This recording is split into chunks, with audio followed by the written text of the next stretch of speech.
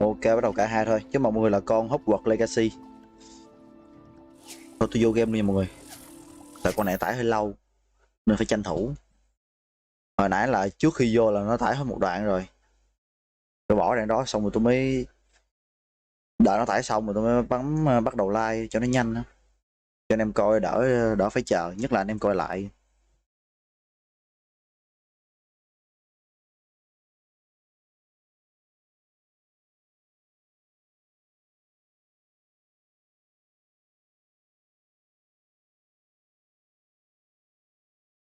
Tính ra bây giờ là mình có thể bay được rồi đó. Chắc không cần phải chuyển. Xịn này. Tôi thích bay hơn là dịch chuyển nha. Để nó lót. Con này lót lâu lắm. Tập trước là mình đi lấy cái mũ bảo hộ rồi. Mũ bảo vệ. Rồi vô game. Bây giờ tôi sẽ quay về lại cái đài thiên văn. Đây nó có nhiệm vụ phụ nè. Revelio.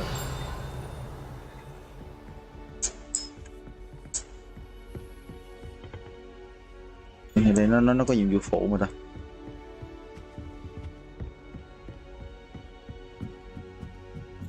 Từ từ để làm đại thiên văn trước.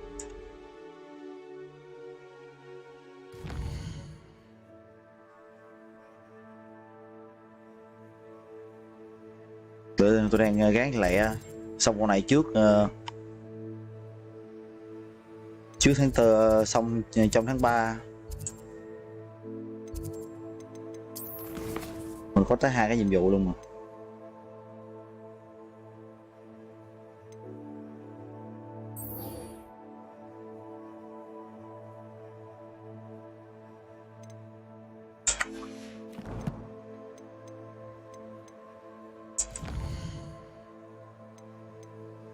Sao vậy?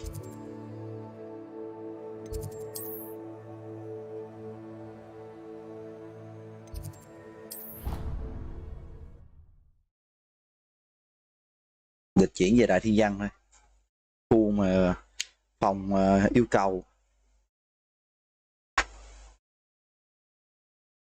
Hồi yêu cầu có thể nâng cấp lên nè, nhìn sang ghê không?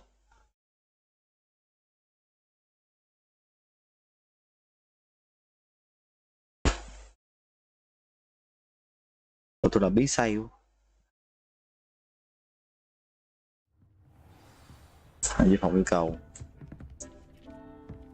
Nói chuyện với ông này. Tôi đã sẵn sàng. I'm ready to learn how to use the knapsack. Perfect. Deke loves an outing.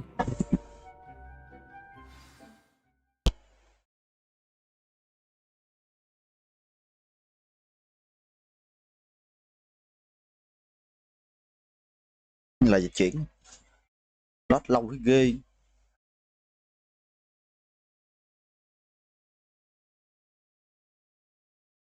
Con này nó dở cái vụ này.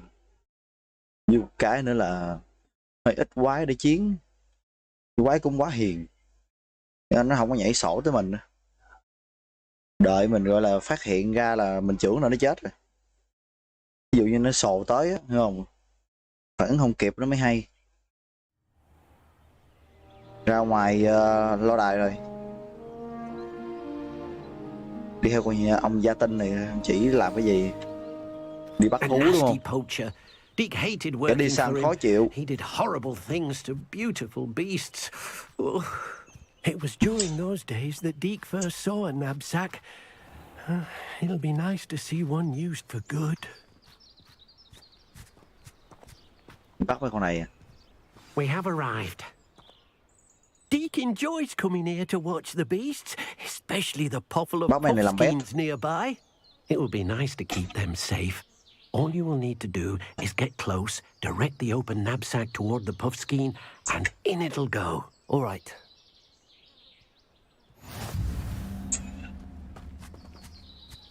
Bắt sao? T.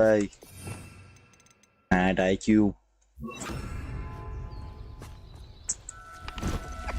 Hút mà vô. Cái này giống như trong phim á. Sinh vật quyền bí á.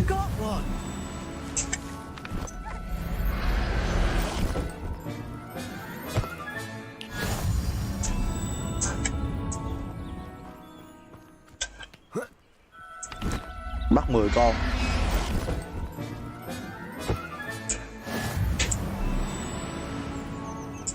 Tụi nó chạy hết trơn rồi. Đứng lại.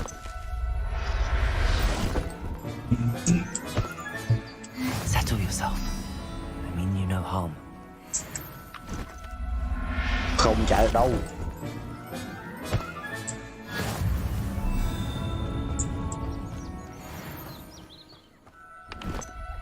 Nó chui xuống đất nha.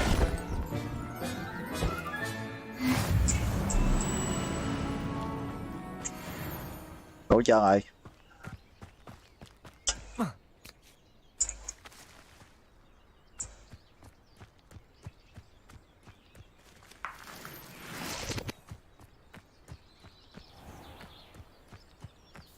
Hết rồi. Nó trốn rồi.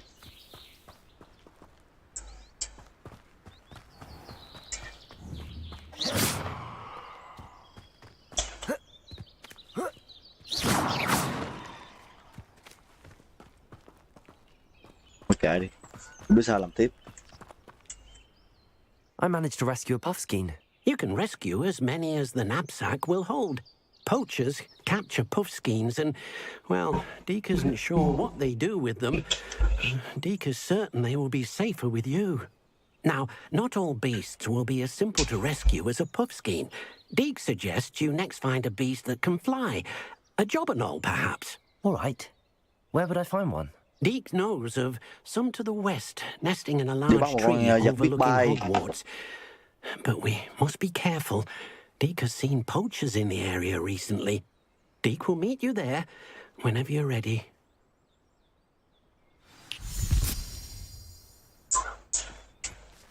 Nói chừng nào mình sẵn sàng thì gặp nó để đi bắt cái con khác.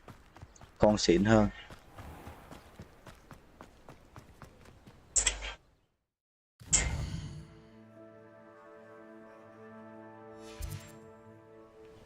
Rồi chờ để mấy con kia nó ra mình bắt tiếp đi. Bắt tới 10 con lượng mình mới bắt được có 6 con.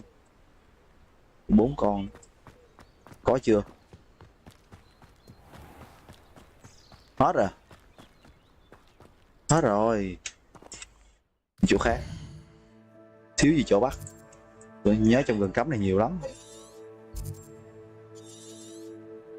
Đây nè.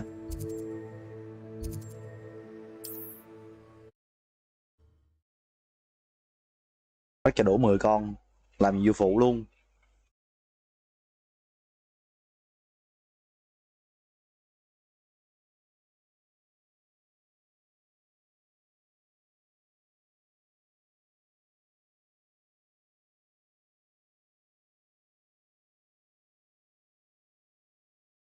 Mỗi lần lết, mỗi lần lâu, quỷ game.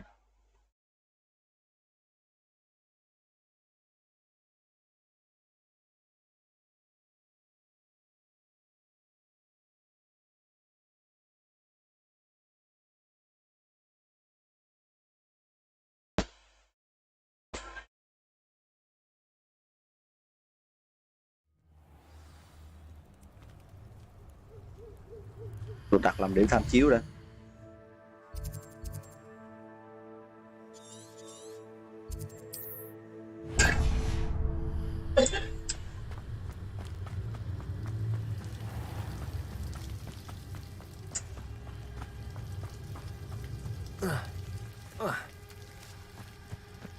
Đấy, trời ơi nhóc.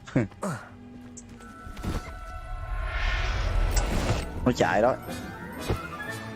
Professor Howard will never believe this. 2 con nữa.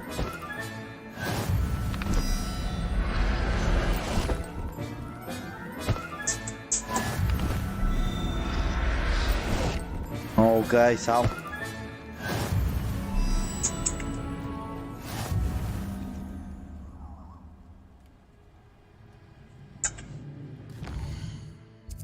Giờ chỉ trường thôi.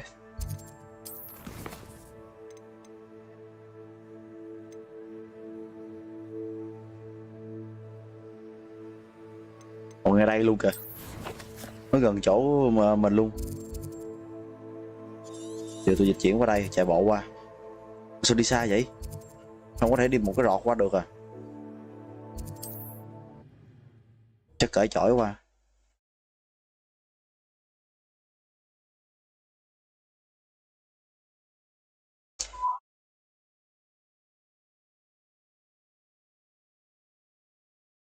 You can't imagine how inconvenient travel was before I invented flu. Chổi là số 3.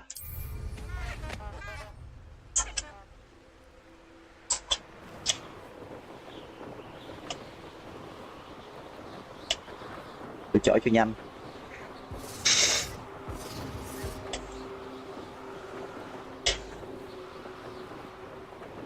Tốc độ luôn. Cởi chổi đi tốc độ luôn. Hello, Deke. Shall we continue? Oh, good. Deke was worried about you, what with all the poachers in the area. Perhaps we should work quickly. The jobberknolls are just here, in this large tree. If it's helpful, Deke has seen Levioso used to slow flying beasts. Easier to get in close and use the knapsack. Then I shall go and rescue a jobberknoll. Good luck. Deke will be waiting.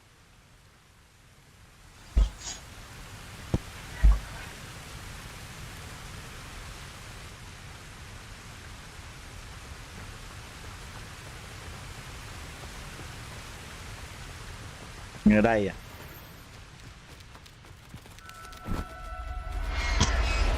Bao nhiêu con đây? I'll look after you. Trời, tới 20 con luôn à?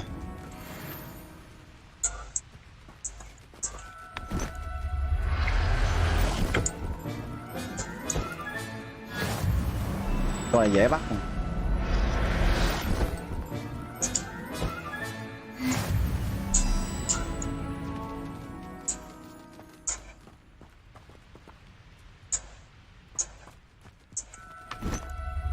Xuống đây. There, there. I'm not going to hurt you.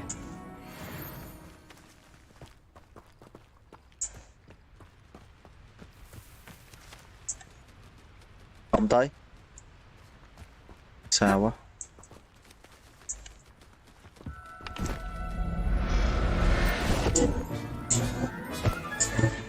Everything's all right now.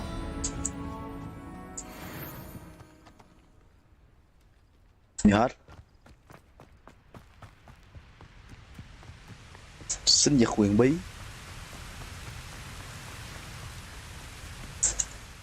I rescued a jobberknoll. Deke hopes your jobberknoll finds the knapsack nice and cozy. Poachers want them for their feathers and are not kind when they gather them. À ok, Are có nghĩa there là any other beasts mấy con này là nearby? mấy con Just sinh vật one huyền bí á. that Deke knows of. A herd Là of thằng điếm này nó mooncalves. sợ là bị They live in a săn clearing of trộm. trees up Bây giờ this là mình sẽ footpath. gọi là Deke will bắt see tụi nó you lại, there. bảo vệ tụi nó không cho bị săn trộm. Rồi cũng gần đây. Rồi bài tiếp. Lên chổi. Bài cho nó quen để mai mốt mình chơi mấy cái trò mà giật tú cầu rồi á.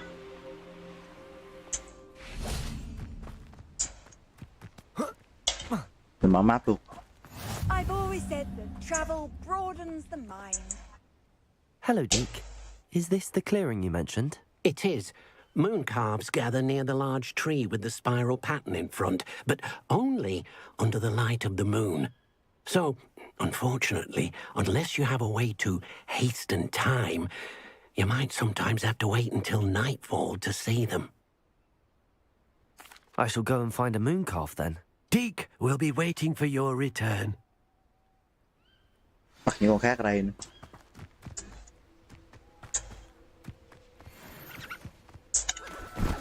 Vô đây. Professor Howell will never believe this.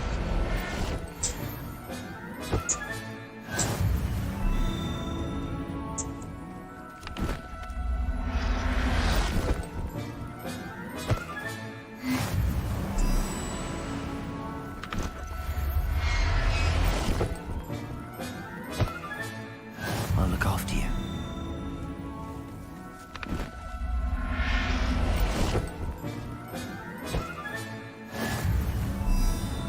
Bò mặt trăng.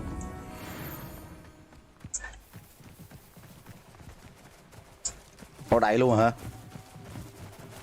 Sao nó bắt tụi bắt tới 20 con. Đậy luôn rồi. It was a bit trickier than the others, but I have a moon calf now. Another beast, safe and sound. Shame we didn't see the moon calves dancing. It's a marvelous sight. Deke supposes you're finished here.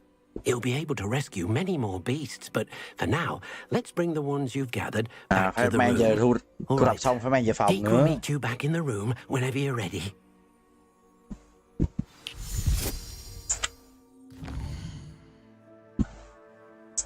Ba về trường đi.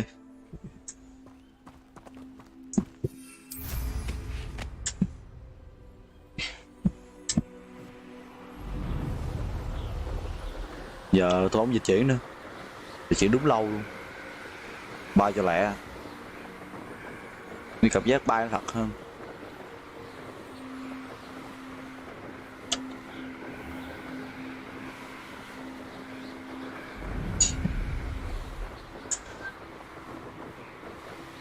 Kiếm chỗ đáp.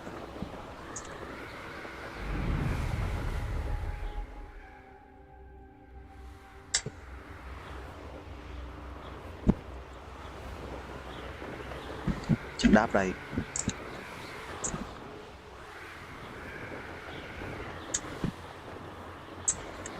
Ồ, không có chỗ đáp rồi.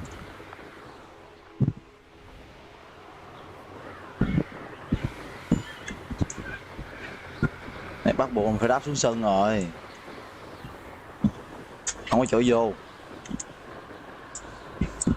Vậy thôi dịch chuyển mẹ cho rồi. Không có chỗ vô.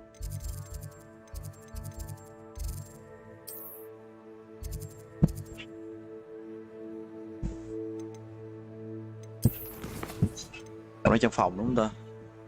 Mà gặp trong phòng yêu cầu thì mình dịch chuyển thẳng cho phòng yêu cầu thôi.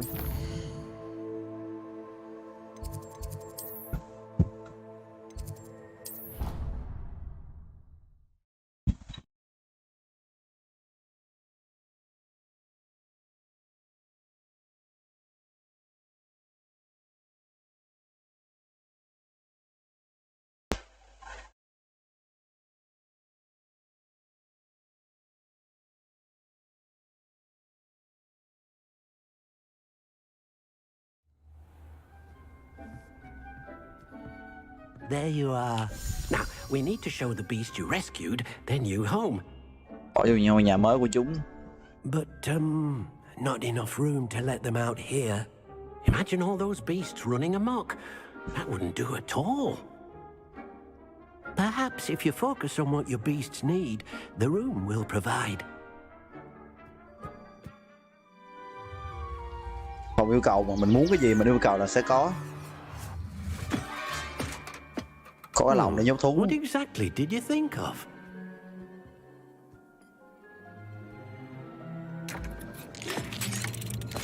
Ôi, gì bự vậy? Heavens! You've done it! But what is it? Deke isn't sure. Only one way to find out. Meet you inside Một cái cánh when cổng you're rồi ready. mở ra một chiều không gian khác. Thả con vật vô đây.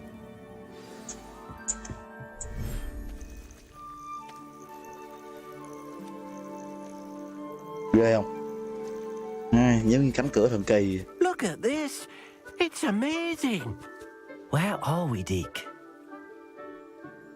It seems to be a place for your beasts to live, a vivarium of some sort. Oh, your beasts will be quite comfortable here. They'll live healthy, safe lives. Perhaps you want to release them, let them see their new home. Thả được đó. Thả hết luôn.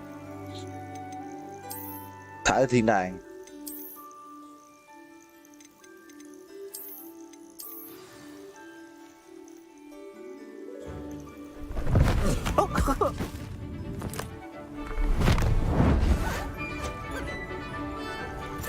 Cái này đẹp ghê ha.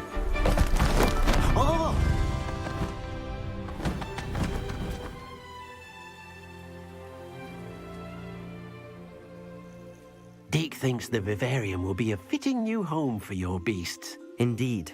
I only hope we'll have enough space for all of them. Deke hopes so too. But if you do run out of room, Madam Peck at Brood and Peck in Hogsmeade will help to find safe homes for them. Any beasts that the room can't hold? Yes, she's well known for helping to care for beasts in need, and cái she'll này chỉ give bắt you a một con fair thả vô price thôi. for them. Còn lại là phải đem qua cho bà khác nữa. Beasts that are well Đem qua cho fed một and cái bà để groomed will bà provide để you bà with nuôi. valuable magical materials, such as puffskein hair, for example. If you gather some magical materials from your beasts, Deke can show you how to use them. Very well. I shall let you know when I have some.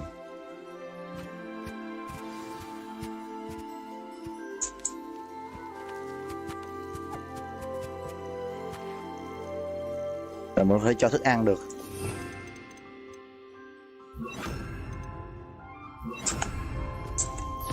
Deke thinks you are doing good work here. Còn con kia đâu rồi?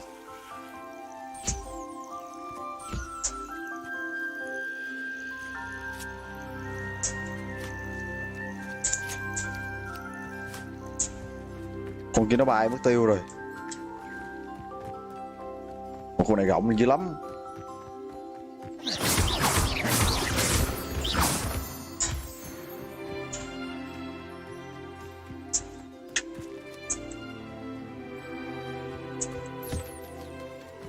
Chải lông mà mình chạy mày.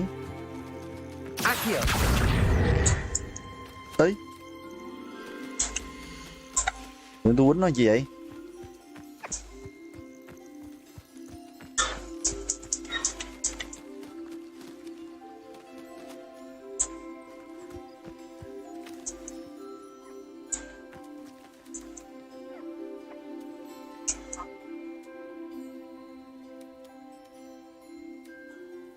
Không chảy được ta.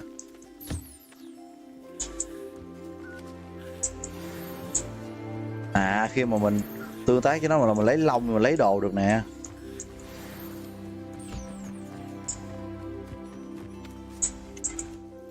I've collected some magical materials, Deke. Now, Deke can show you how to use them. First, you'll need to use this spellcraft to conjure an enchanted loom. An enchanted loom? Exactly. mê hoặc. It will allow you to use your magical materials to weave magic into the very threads of your clothing, making your clothing more useful in a variety of ways. Why don't you try it? Deke thinks you'll be impressed with what the loom can do. I'll go and experiment with the loom now.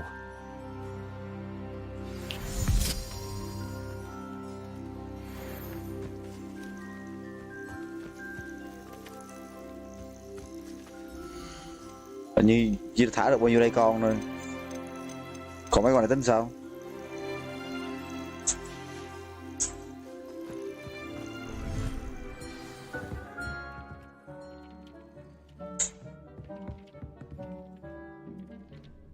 Bây giờ mình phải xây một cái khung cửa mê hoặc.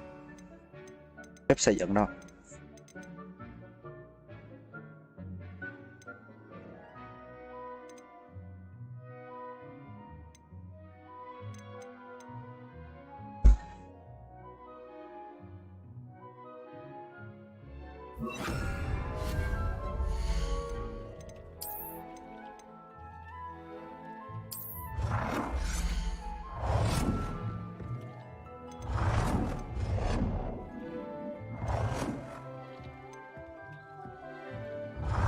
Chặt quá ta.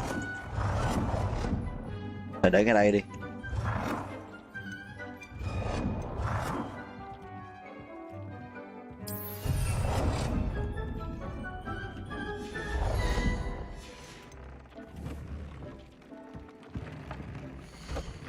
Ui dệt được nè.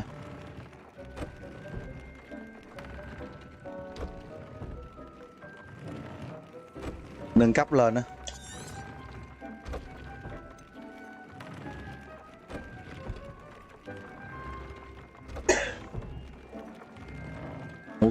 Xịn từ từ. Vậy là mình nâng cấp cái áo vàng này lên nè. Huyền thoại nè.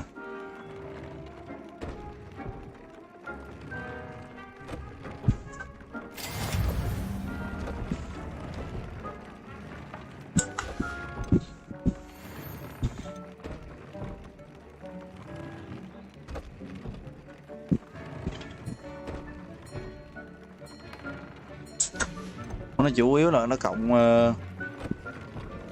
chất nương thằng này quá. Không sao, cái này mình lụm được, vậy sao mình lụm mình nâng cấp lên.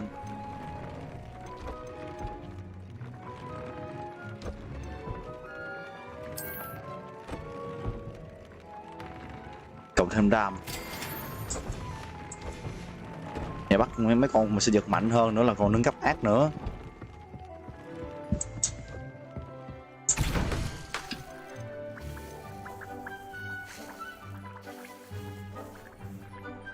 Thuốc cực đại.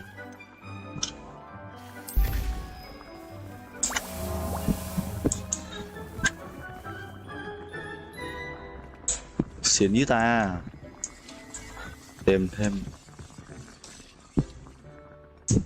Tìm thêm một đặc điểm cho một mặt hàng quần áo là sao? Không hiểu lắm.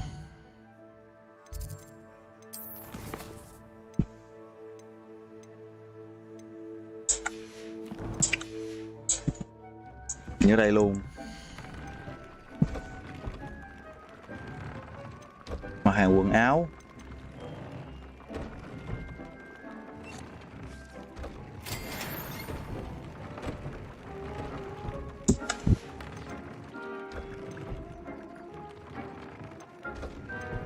Này à, phải đi kiếm thêm mấy cái đó mới được. Vô đây, chắc tôi thả thêm.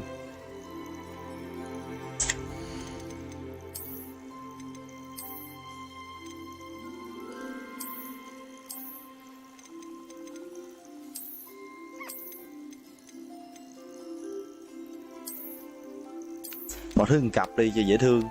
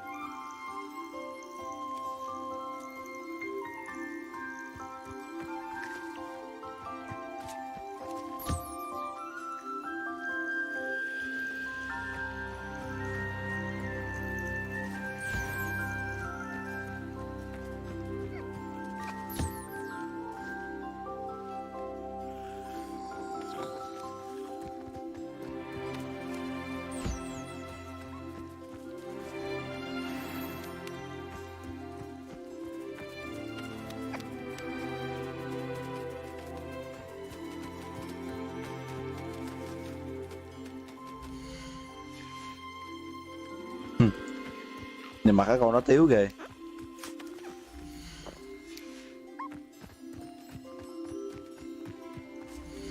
Không được lấy hoài nha. Con chim nãy giờ tôi chưa lấy.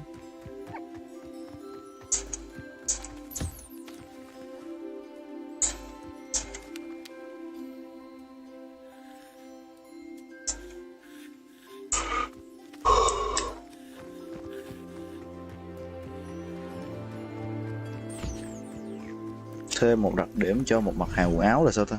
Không hiểu cái đó.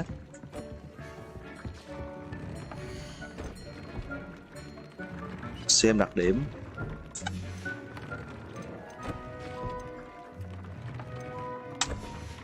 À, cái này nè.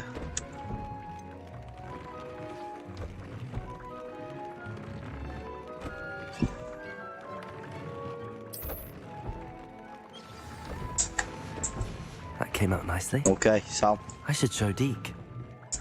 Tôi giờ thiên về lửa. I used the enchanted loom, Deke. Wonderful. Will I be able to weave even more powerful magic into my clothing with the loom? You will, by rescuing even more powerful beasts. For now, however, Deke suggests Thì để you cứu những con thú explore mạnh the hơn nữa là mình sẽ nâng cấp được vivarium vũ and get khí. to know the beast you've already rescued. Thank you for your help, Deke.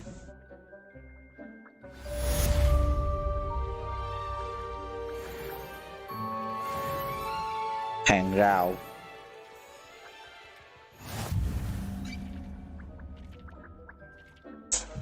Rồi bây giờ thú nhiều quá làm sao đây? Có bán bớt được không?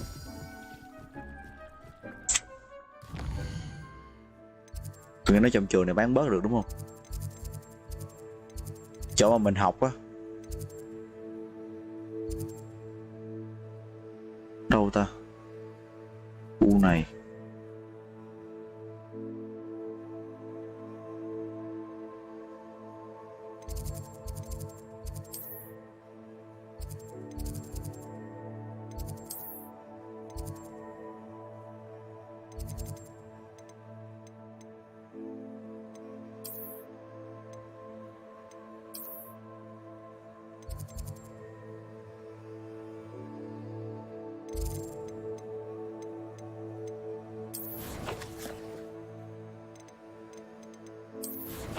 Giờ thú nhiều quá sao thì... Ôi giá bán được nè. Cũng mắc tiền nha, cũng 120 đấy.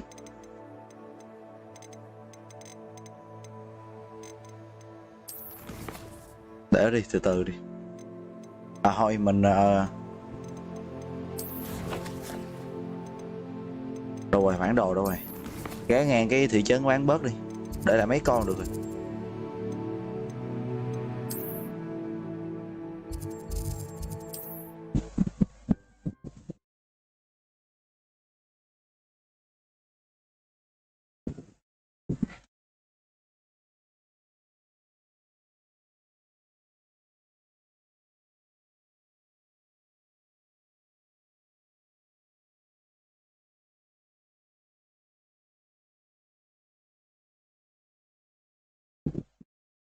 Does it get any more cozy than Hogsmeade?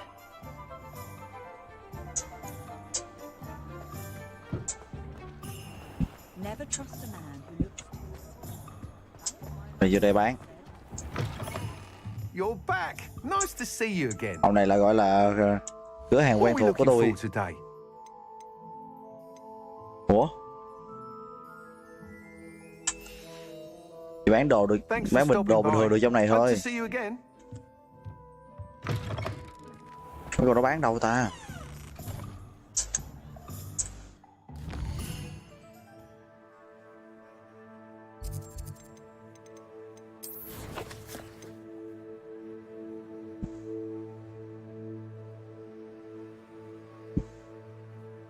Thả thú nè. Thả uổng quá ta.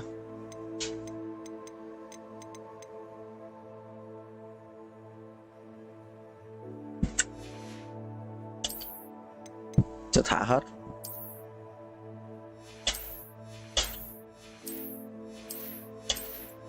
Để lại mấy con thôi.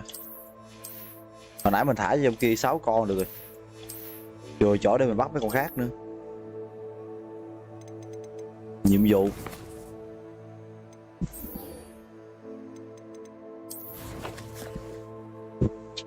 Hình như đi xa lắm.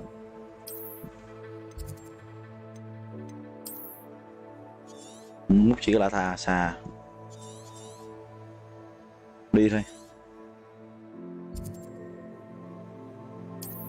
Từ đây xong rồi mình cởi chổi mình bay qua đó.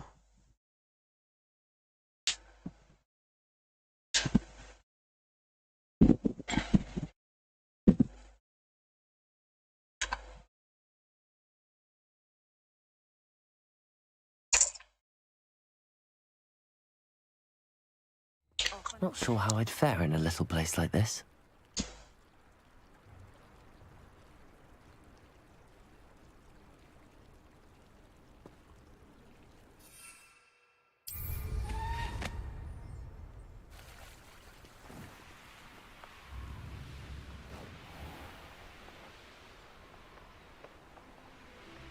Một ngàn cây, 1.000 mét.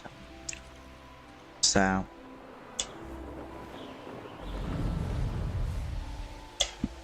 Ra ba về lẹ lẹ ha. Lại hình chỉ nhiều. Ba qua núi luôn. Bị lố rồi.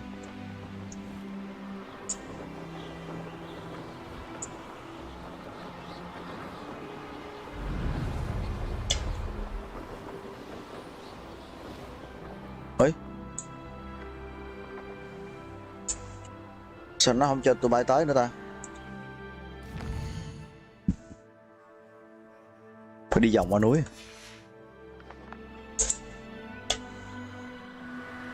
Cô này có thú nè. Rồi được tôi đáp xuống.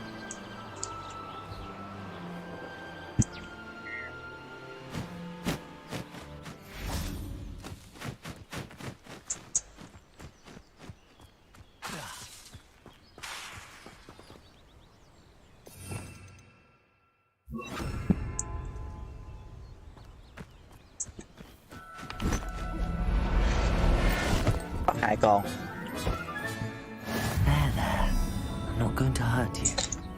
Phượng hoàng luôn nha. Vô kho đồ cái. Con này là con chim chim mái. Bắt hồi đây thêm con chim trống nữa. Nói chim trống đó. Rồi. Phúc mày. Everything's all right now. Ok, được rồi, bắt hai con thôi. Phải bay vòng qua cái khu núi này.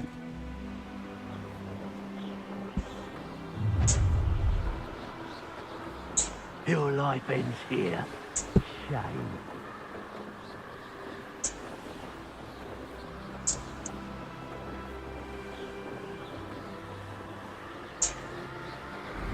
Tăng tốc rồi.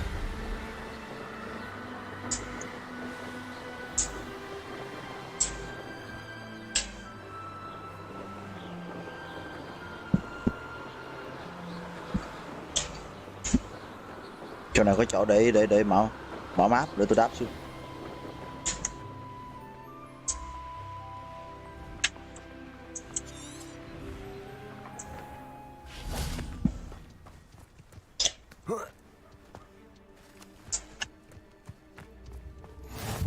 How nice to see you, my young friend. Đi tiếp.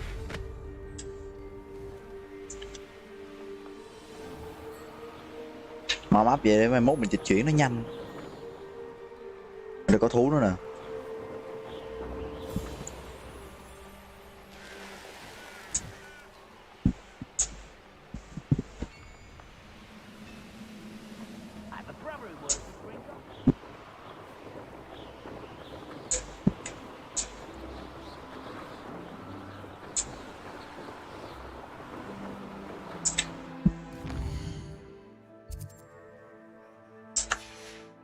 Cái đúng đường rồi đó.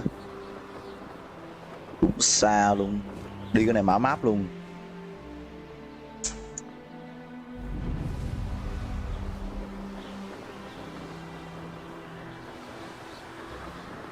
Nó gặp gỡ cái thằng tóc vàng. Tới nơi. Đáp xuống rồi.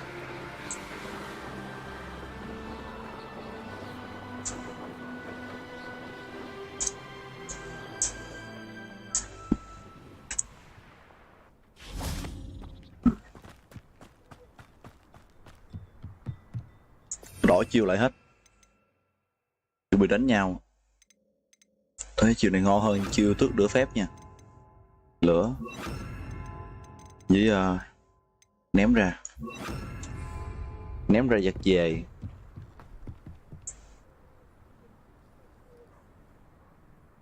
You made it.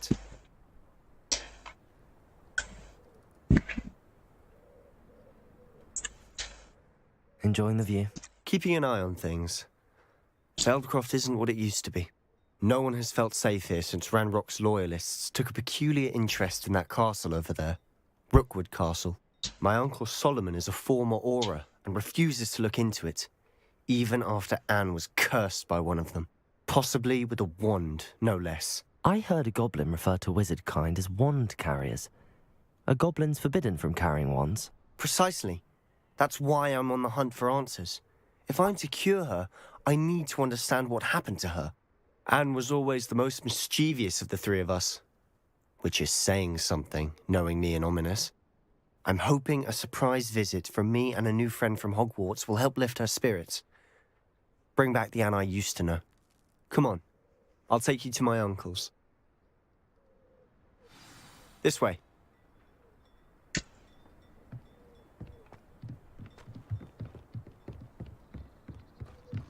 Feldcroft used to be a lot Got my livelier. map. With Ranrock's lot wandering about all the time, everyone stays out of sight.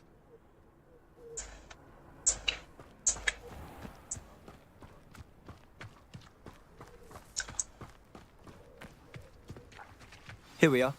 My sister should be just inside.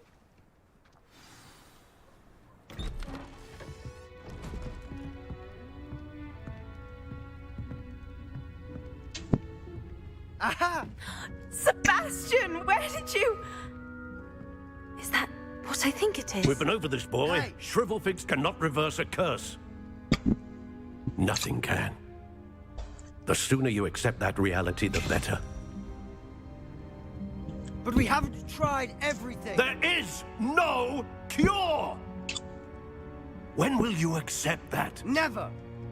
I can never accept it. Now look what you've done. I'm sorry. Leave. Nhỏ đó bị gì á? Hình như bị quyền rủa.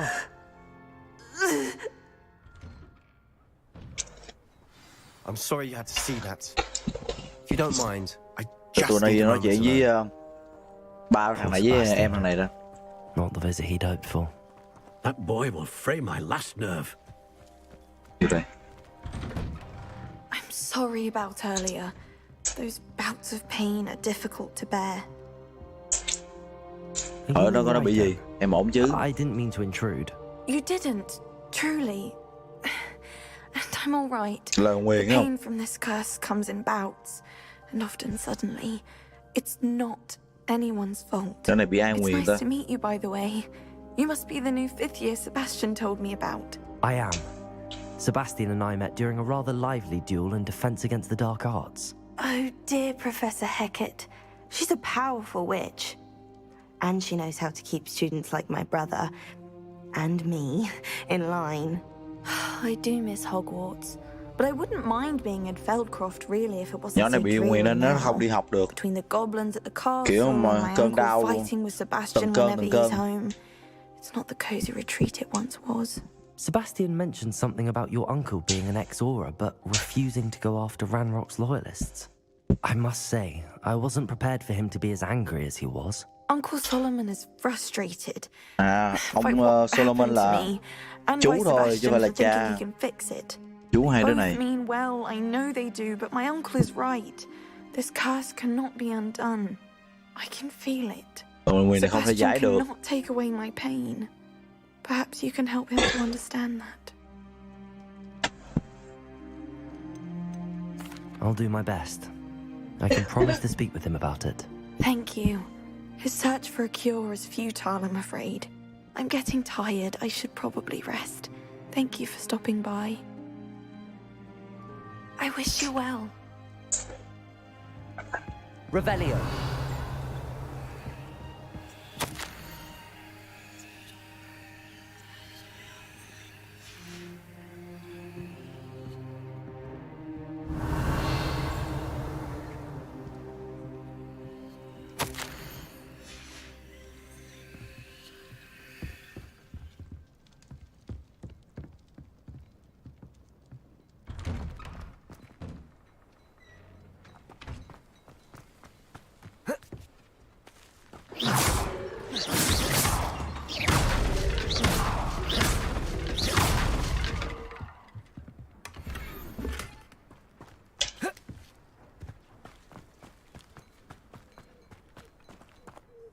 Excuse me, Mr. Sallow.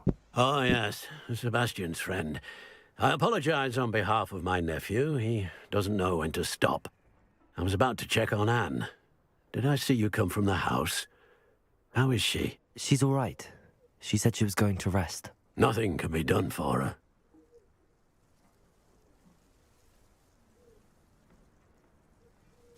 I understand you've tried everyone from Nurse Blaney to St. Mungo's to no avail. We have. My nephew thinks he knows better than the healers. Perhaps the healers don't know everything, sir. Sebastian is single-mindedly focused on finding a way to help his sister. If there is a cure, he will find it. Your faith in Sebastian is misplaced.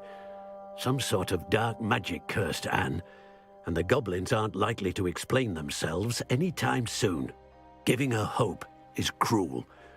The only thing to do now is keep Anne comfortable and stay out of the Loyalists' way. I understand what you're saying, sir. Good. I know what's best for Anne and Sebastian. They are my stubborn brother's children. Especially Sebastian. If you really want to be of help, you'll make sure Sebastian does what he should do, not what he wants to do. He's no idea the harm he could do if he doesn't stop. I hope you remember what I've said. Good day. I ought to see how Sebastian's faring. Why will he not listen to me? She's my sister. How are you doing, Sebastian? You got a first-hand glance at what I'm dealing with. I apologize for my uncle.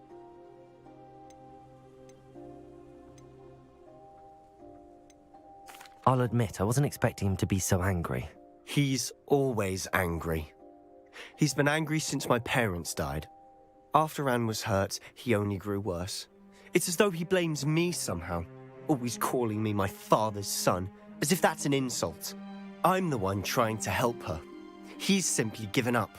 Both Anne and your uncle seem genuinely convinced that nothing more can be done for her. I refuse to believe that. Anne's pain is more than physical. It has changed her entirely. I miss my sister. And I'm going to get her back. Come with me. I need to show you where it happened. Ranrock's loyalists are capable of so much more than people realize. They should not be underestimated.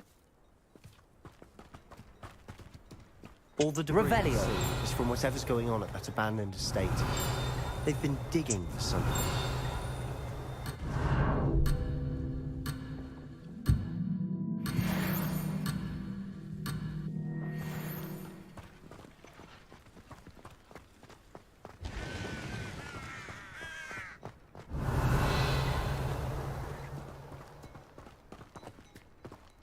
Up there, on that plateau, is where they cursed Anne.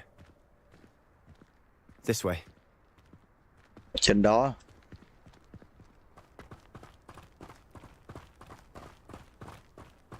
How much longer are we expected to dig through this rubble? Đánh nhau Ranrock rồi. knows what he's doing. It's an honor to be a part of it. Only good wizard is a dead wizard in my book. Accio! I won't be.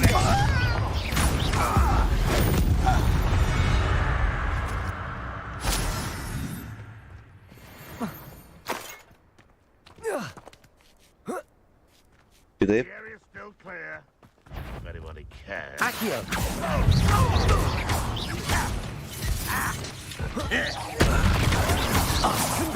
Someone been taken out last. You're so silly. I won't rest.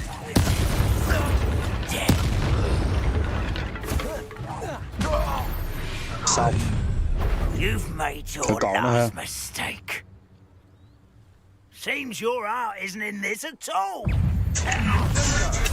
Such arrogance.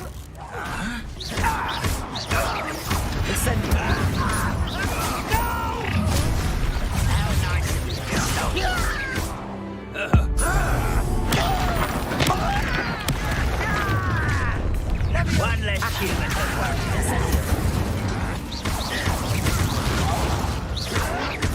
Why can't I hit you?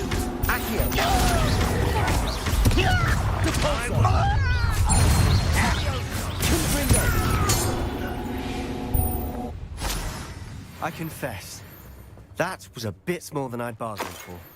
I tried to warn you.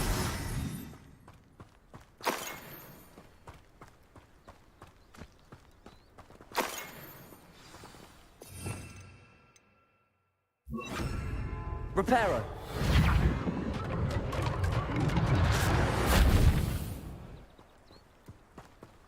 Accio.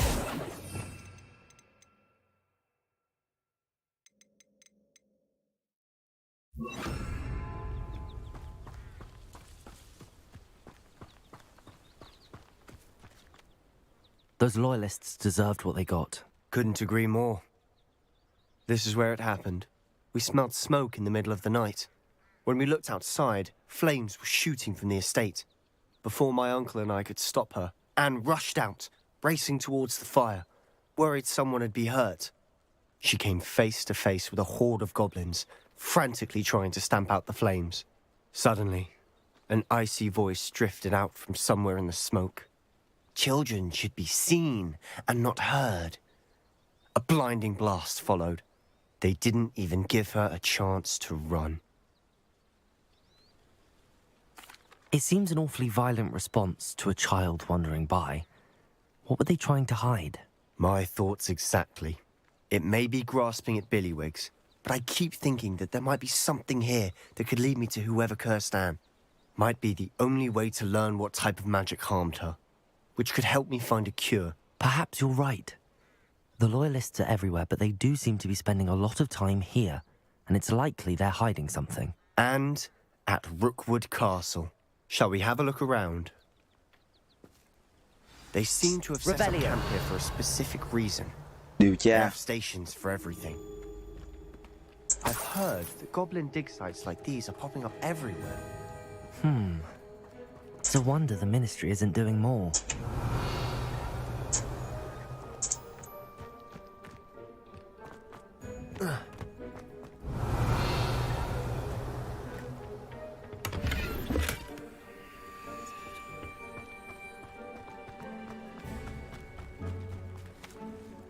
Whose home was this?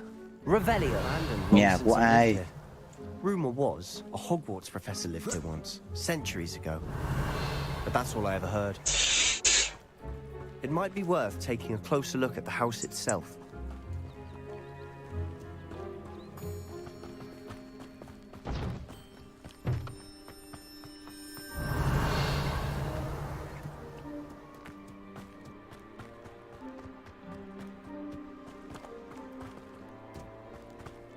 Sebastian, over here. Do you think that this was damaged by the fire the night that Anne was cursed? Could be. But it looks to me as though this was intentional.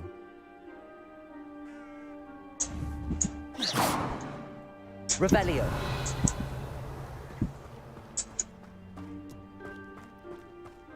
This well looks familiar.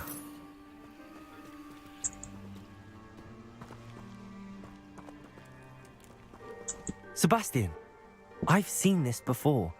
This house, the well, the view. What do you mean? When? Give me a moment. I'll explain in a second.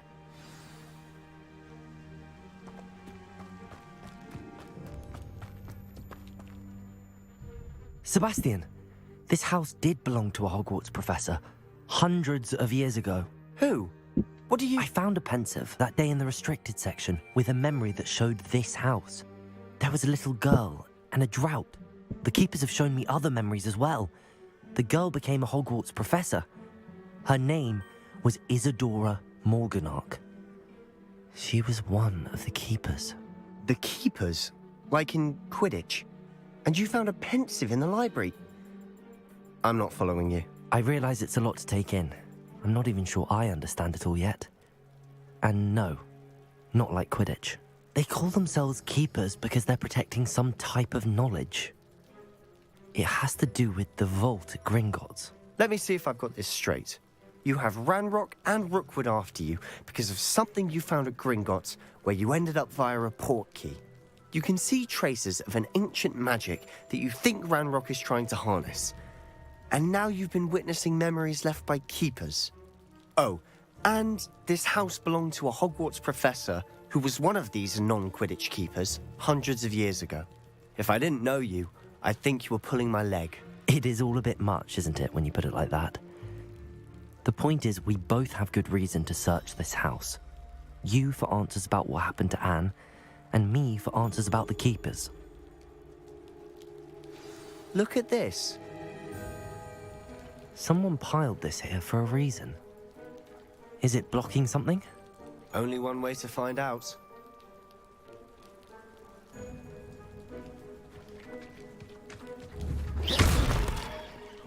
Coi cái gì mà coi, trưởng đi. Huh, a stairwell. Xuống này à? Xuống này xương không vậy? Why bother blocking a stairwell? There might be something here worth a closer look. They've left all of this simply strewn about. It tells me they're after something bigger.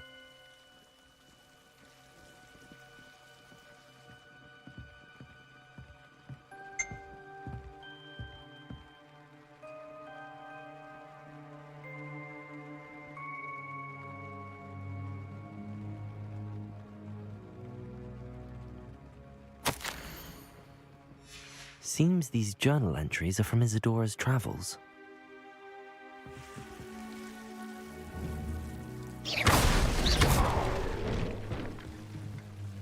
Revelio.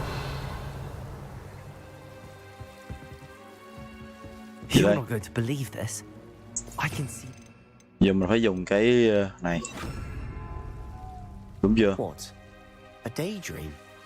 Because that happens to me too.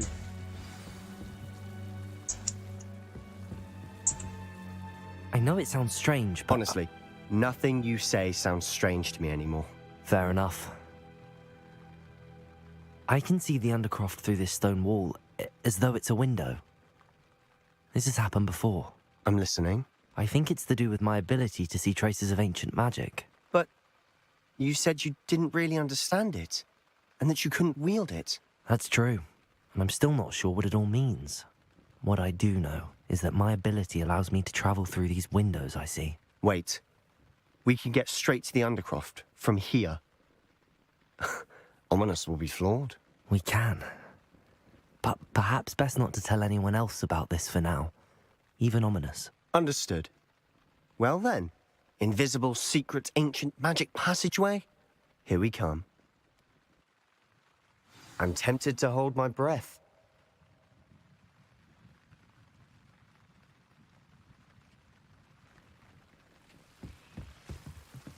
Đi vô trong thôi.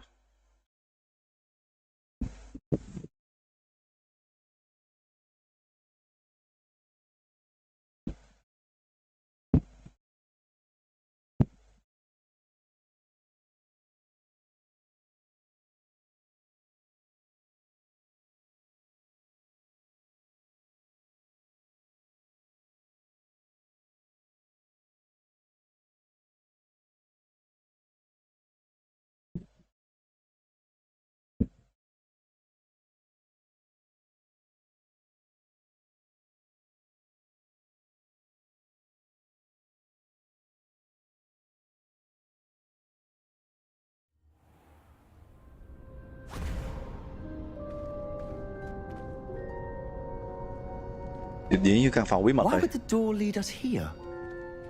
Bây giờ căn phòng này lại rồi. Look.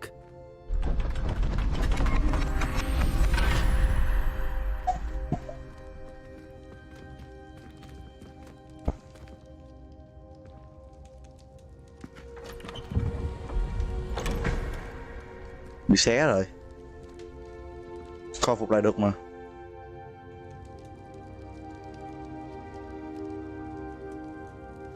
Why hide a triptych here? Seems as if something's missing. A note. Let's have a look. Gì đây? Anything helpful in the note? A rune symbol. I've seen similar symbols used by the keepers. I've been thinking. A keeper lived in that house centuries ago, and Ranrock and his lot have been searching there. You said that goblins may be wielding some form of this ancient magic. Do you think Anne was cursed by ancient magic? I can't be sure, of course, but I don't think so. I didn't see any traces of it around your sister. Very well. But that doesn't mean it's not ancient magic. There's still so much we don't know about it. True. Perhaps this triptych will lead us to answers. Then we'll have to unravel what this all means. But now I need to see Ominous. Don't worry, I won't tell him anything. Did I mention that, apparently, Salazar Slytherin had a secret scriptorium here, in Hogwarts? You did not? Sounds worth looking into. Any idea where in the castle? No idea. Ominous just learned of it. I'll let you know what I find out. I had no idea our visit to Sian would unfold into all of this. My head's an utter mess. But I'm glad you told me everything you did. I'll be in touch. Till then.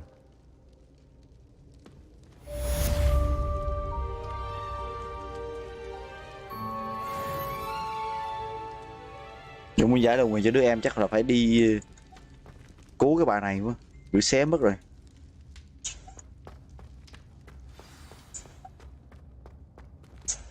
Chắc tôi cũng ốp luôn. Meet me near the ruins of Falbaton Castle. Revelio. Anyone. Rồi bữa sau mình chơi tiếp. Cũng tối rồi. Cảm ơn mọi người đã theo dõi video nha. Giờ tôi ốp đây. Bye bye. Incendio.